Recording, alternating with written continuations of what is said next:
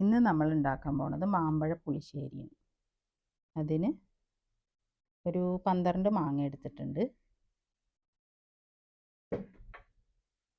ഒരു പാക്കറ്റ് തൈര് എടുത്തിട്ടുണ്ട്. അത് കുറച്ച് വെള്ളം, ഒരു കപ്പ് വെള്ളം ചേർത്തിട്ട് നന്നായി അടിച്ച് കട്ടയൊക്കെ ഉടച്ച് എടുക്കണം. പിന്നെ നമുക്ക് വേണ്ടത് 2 കപ്പ് തേങ്ങ അരച്ചെടുക്കണം. തേങ്ങ അതിന് വേണ്ടി കുറച്ച് ജീരകം, പിന്നെ ഒരു 3 അല്ലി വെളുത്തുള്ളി, ചെറുത് 3 അല്ലി, വലുതാണെങ്കിൽ 1 മതി. ഇത് അരച്ചെടുക്കണം, നന്നായി അരച്ചെടുക്കണം. പിന്നെ വേണ്ടത് മുളക് പൊടി കുറച്ച്, ഒരു 2 ടീസ്പൂൺ മുളക് പൊടി, 1 ടീസ്പൂൺ മഞ്ഞൾപ്പൊടി, കടുക്, ഉലുവ, വേപ്പില. കുറച്ചുകൂടെ മധുരം നമുക്ക് മാമ്പഴ പുളിശ്ശേരിക്ക് വേണമെങ്കിൽ കുറച്ച് ശർക്കരയും കൂടെ ചേർത്ത് കൊടുക്കാം. ഇതുപോലെയുള്ള മാങ്ങയാണ്, കൂടുതൽ പഴുത്തിട്ടില്ല. ഇങ്ങനെ അത് പക്ഷെ തൊലി കളയുമ്പോൾ ഇങ്ങനെയാവും. അപ്പോൾ കുറച്ച് പുളിയും ഉണ്ടാവും ഈ മാങ്ങയ്ക്ക്, മധുരവും പുളിയും എല്ലാം ഉള്ള മാങ്ങയാണ്. ഇങ്ങനെ എടുക്കുന്നതാണ് നല്ലത്. കുഞ്ഞു മാങ്ങ നോക്കിയെടുത്താൽ അത് അങ്ങനെ തന്നെ നമുക്ക് ഇടാം കറിയിൽ. നാരുള്ള മാങ്ങയാണ് ഇത് ഉണ്ടാക്കാനായിട്ട് നല്ലത്. നമുക്ക് ഉണ്ടാക്കാൻ തുടങ്ങാം. ആദ്യം തേങ്ങ നന്നായി അരച്ച് വയ്ക്കാം. തേങ്ങ അരച്ചെടുത്തിട്ടുണ്ട്. തേങ്ങയും വെളുത്തുള്ളിയും ജീരകവും, ചെറിയുള്ളിയും വേണമെങ്കിൽ ചേർക്കാം. ഒരു 3-4 ചെറിയുള്ളി വേണമെങ്കിൽ ഇതിൻ്റെ കൂടെ അരയ്ക്കാം. ഞാനിപ്പോൾ തേങ്ങയും ജീരകവും വെളുത്തുള്ളി മാത്രമേ എടുത്തിട്ടുള്ളൂ. വെളുത്തുള്ളി കുറച്ച് കൂടുതലാവരുത്, 3 അല്ലി മതി ചെറുതാണെങ്കിൽ. അപ്പോൾ ഇത് നന്നായി അരച്ചെടുത്തിട്ടുണ്ട്, കരിയൊന്നുമില്ലാതെ. നമുക്ക് ഉണ്ടാക്കാൻ തുടങ്ങാം. നമുക്ക് ചട്ടി അടുപ്പത്ത് വയ്ക്കാം.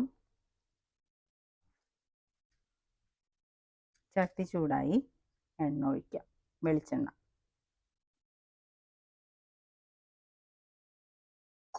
ഒരു 2 ടേബിൾ സ്പൂൺ വെളിച്ചെണ്ണ. കടുകിടാം, ഉലുവ,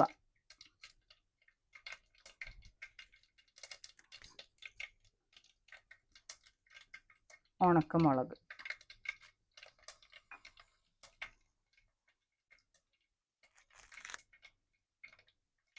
വേപ്പില.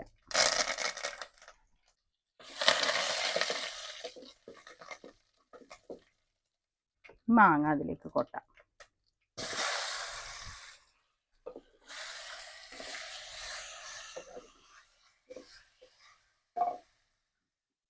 തീ ഒന്ന് കുറച്ച് വയ്ക്കാം. ഇതൊന്ന് വാട്ടി കൊടുക്കണം. മാങ്ങ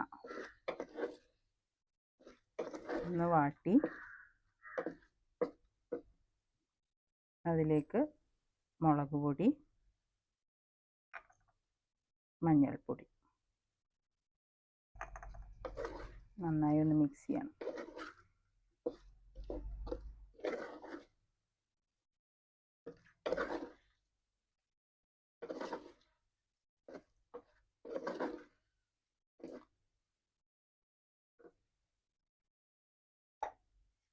ഉപ്പ് ഇടണം, ആവശ്യത്തിന് ഉപ്പ്.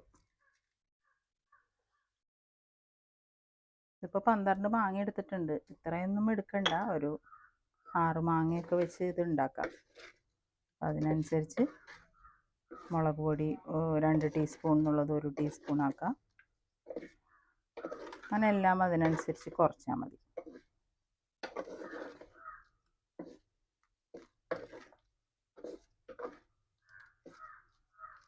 മാങ്ങ കൂടിയാലും കുറഞ്ഞാലും തൈരിൻ്റെ അളവ് വലിയ വ്യത്യാസം വരുത്തേണ്ട ആവശ്യമില്ല. ഒരു പാക്കറ്റ് തൈര് തന്നെ എടുക്കാം. ഞാനിവിടെ ഇപ്പോൾ 1.5 പാക്കറ്റ് തൈര് എടുത്തിട്ടുണ്ട് കേട്ടോ. കുറച്ച് വെള്ളം ഒഴിക്കാം. 1 കപ്പ് വെള്ളം ഒഴിച്ചാൽ മതി.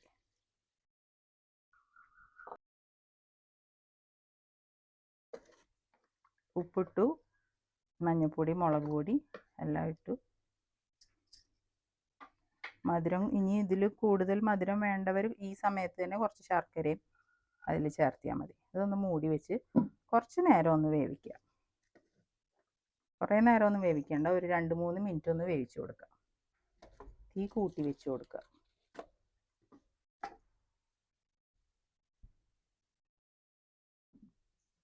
ഒന്ന് നന്നായി തിളച്ച് വരട്ടെ, അത് മതി. ഒരു 2 മിനിറ്റ് ആയി, നമുക്കൊന്ന് തുറന്ന് നോക്കാം.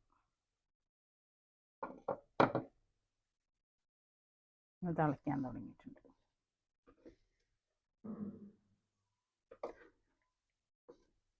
ചിലർ മുളക് പൊടി ഉപയോഗിക്കില്ല ഇതിൽ. അപ്പോൾ നമ്മൾ തേങ്ങ അരയ്ക്കുമ്പോൾ അതിൽ 2-3 പച്ചമുളക് ഇട്ട് അരച്ചാൽ മതി. ഇതൊന്ന് തിളച്ചു. ഇനിയിപ്പോൾ ഇതിലേക്ക് നമ്മൾ അരച്ച് വെച്ചിരിക്കുന്ന തേങ്ങ ചേർത്ത്.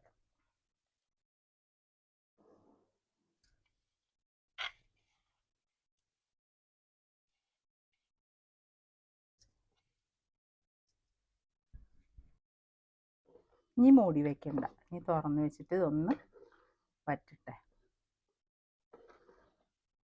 ചെറുതായി ഒന്ന് വറ്റി ഈ അരപ്പ് അതിൽ മാങ്ങയിലൊക്കെ പിടിച്ച് വരുമ്പോൾ നമുക്ക് തൈര് ഒഴിക്കാം.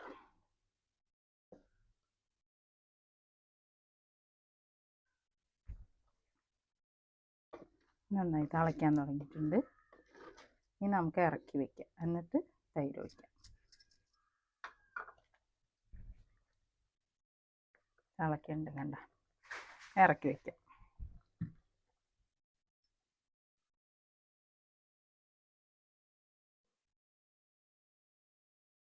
ഇതിലേക്ക് തൈര് ഒഴിക്കാം.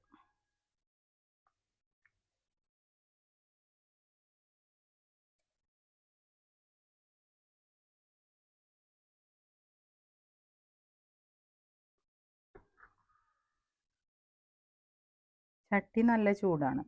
പിന്നെ തിളയ്ക്കണുണ്ടായിരുന്നല്ലോ, നമ്മളിത് ഒഴിക്കണതിന് മുമ്പ് തിളയ്ക്കണ്ടായിരുന്നു. ചട്ടിക്കും നല്ല ചൂടുണ്ടാവും, മൺചട്ടി ആയതുകൊണ്ട്. അപ്പോൾ ഇനി ഇത് തിളപ്പിക്കേണ്ട ആവശ്യമില്ല, ഇത് മതി.